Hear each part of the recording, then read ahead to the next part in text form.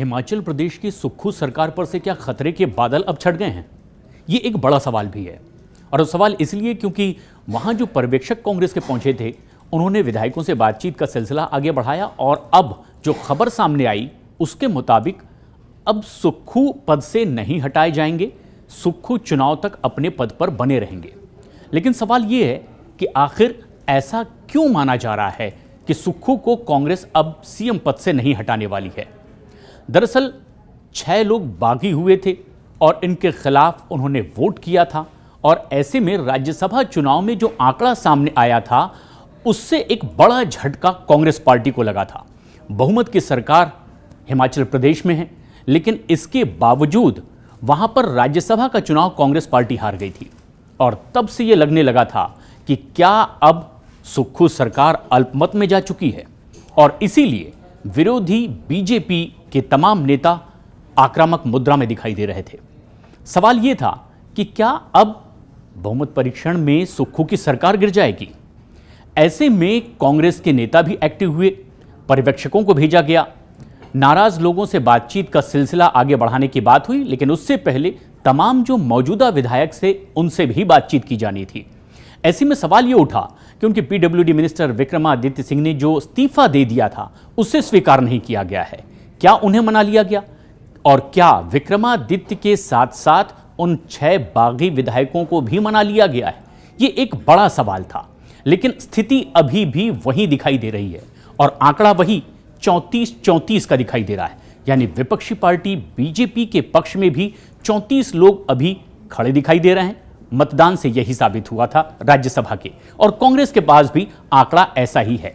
दरअसल कांग्रेस ये मान रही है कि अगर 34-34 की स्थिति है तो टाई के पोजीशन में स्पीकर को मतदान का अधिकार होता है और ऐसे में एज की स्थिति होने के बावजूद उस एक वोट से कांग्रेस मान रही है कि वो अभी विनिंग पोजीशन पर है।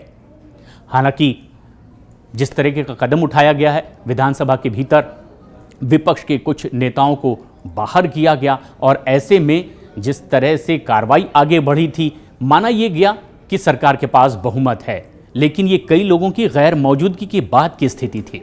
ऐसे में सवाल ये उठता है कि बड़ा फैसला कांग्रेस ये क्यों कर रही है कि अगर कुछ विधायक नाराज भी हैं मुख्यमंत्री से, तब भी ये पद से नहीं हटाए जाएंगे। दरअसल मोबाइल पर एक ब्रिक्स का गेम खेला जाता है, उसमें अगर 6 ईंटों में से 3 ईंटें निकल भी गई है तो ऊपर की मीनार उसी 3 ईंट के सहारे खड़ी दिखाई देती है। ऐसे में डर ये होता है कि अगर मुख्यमंत्री पद में कुछ हलचल लाई जाती है या उसे बदला जाता है तो इसकी क्या गारंटी है कि जिस मुख्यमंत्री को बदला जाएगा उसके साथ के लोग या वो खुद मुख्यमंत्री नाराज नहीं होंगे और उसके बाद स्थिति सामान्य हो जाएगी? क्या कहीं उससे बड़ा खतरा तो नहीं आएगा? और क्या एक भी ईंट अगर खींच ली जाएगी तो जो अब तक की खड़ी हुई पूरी की पूरी दीवार है वो कहीं भरभरा कर गिर ना जाए? और यही एक बड़ा खतरा कांग्रेस को दिखाई दे रहा है, ताकि अगर 34-34 की स्थिति है तो अभी फिलहाल कांग्रेस खुद को विनिंग पोजीशन में मान रही है और इसीलिए इसे बहुत ज्यादा और ना हिलाने की इच्छा कांग्रेस के वरिष्ठ नेताओं की है, जब तक कि कहीं कोई बड़ा झंझावात ना आ जाए।